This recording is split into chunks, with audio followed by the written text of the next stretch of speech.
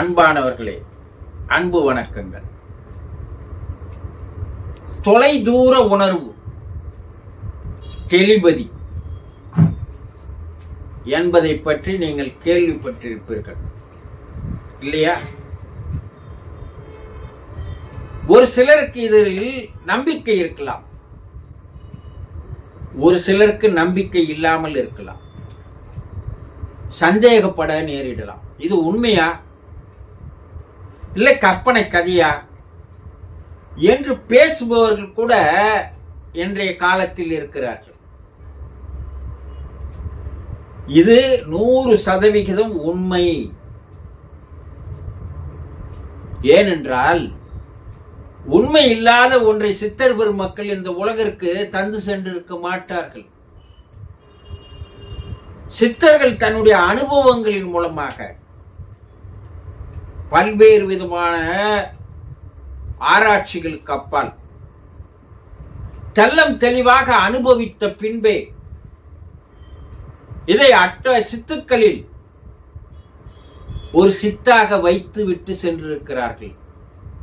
அதை உலக மக்களுக்கு எழுதி தந்து விட்டும் சென்றிருக்கிறார்கள். ஆரம்ப காலங்களில் அறிவியலும் சரி மனவியலும் சரி இதை ஏற்றுக்கொள்ளவில்லை. அறிவியல் என்பது ஆன்மீகத்தை பற்றி அறியாத ஒன்று. ஆனால் பிற்காலத்தில் அறிவியலும் சரி மனவியலும் சரி இது 100% உண்மைத்தான்.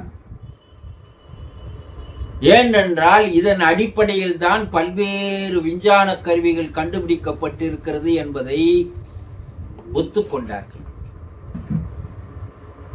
அப்போ இந்த டெலிபதி என்பது கற்றுக்கொள்ள வேண்டிய ஒன்று அல்ல. அது உங்களுடைய உடன் கூடவே வந்த ஒரு மன ஆற்றலின் ஒரு சக்தி. உங்கள் மனதில் பல்வேறு விதமான ஆற்றல்கள் அடங்கி இருக்கிறது. மாபெரும் ஆற்றல்கள் அடங்கியதுதான் உங்கள் மனம். அதில் ஒரு ஆற்றல் தான் இந்த டெலிபதி என்று சொல்லக்கூடிய தொலைதூர உணர்வு என்ற ஒரு ஆற்றல். இது எப்படி என்று நீங்கள் கேட்கலாம். எங்களோடு உடன் வந்ததா? ஆமா, உங்க பிறப்போடுவே வந்ததுதான். ஒரு குழந்தை பசிக்காக அழுகிறது. தாய் எங்கேயோ இருக்கிறாள். இந்த குரல் அவளுக்கு கேட்பதில்லை. ஆனால் அவளுக்குள் ஒரு உள்ளுணர்வு ஏற்படுகிறது. குழந்தை அழுது கொண்டிருக்குமோ, பசி ஏற்பட்டிருக்குமோ என்று வேலையெல்லாம் விட்டு ஓடி வருகிறாள்.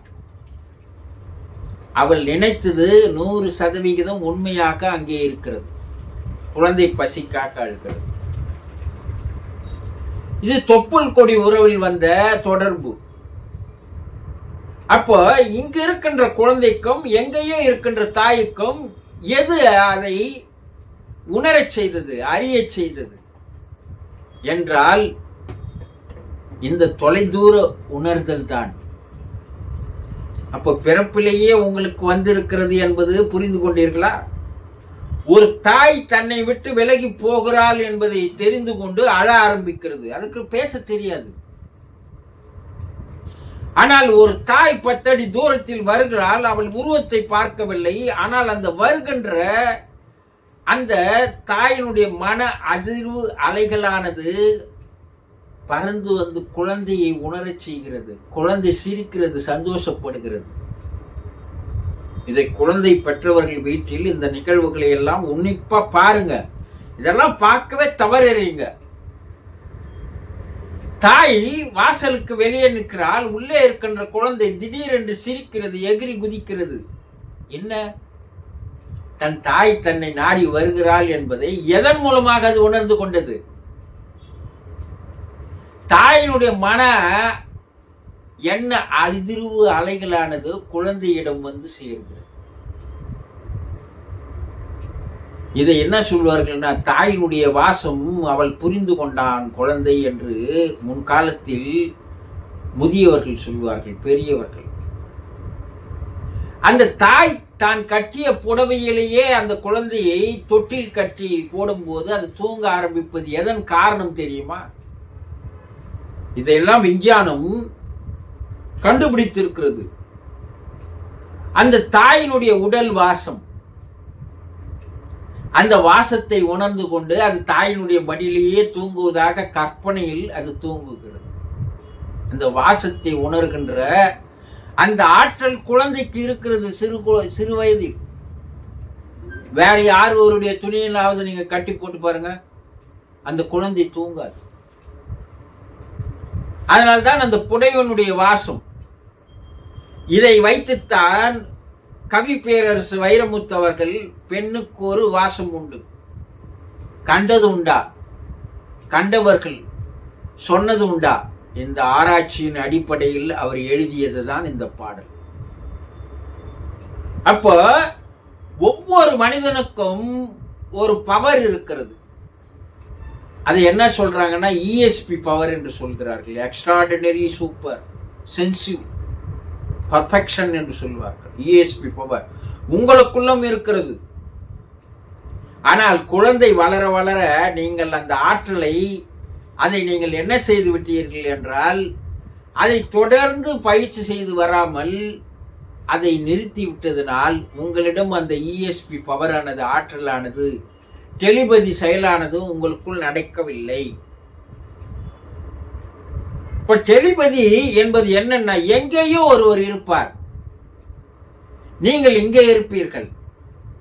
நீங்கள் எண்ணுகின்ற எண்ண அலைகள் பிரபஞ்சத்தில் பரவி சென்று அது அவரோடு சேர்ந்து உங்களுடைய எண்ணத்தை புரிந்து கொள்ளுகின்ற அந்த திறமை, ஆற்றல் தான் டெலிபதி.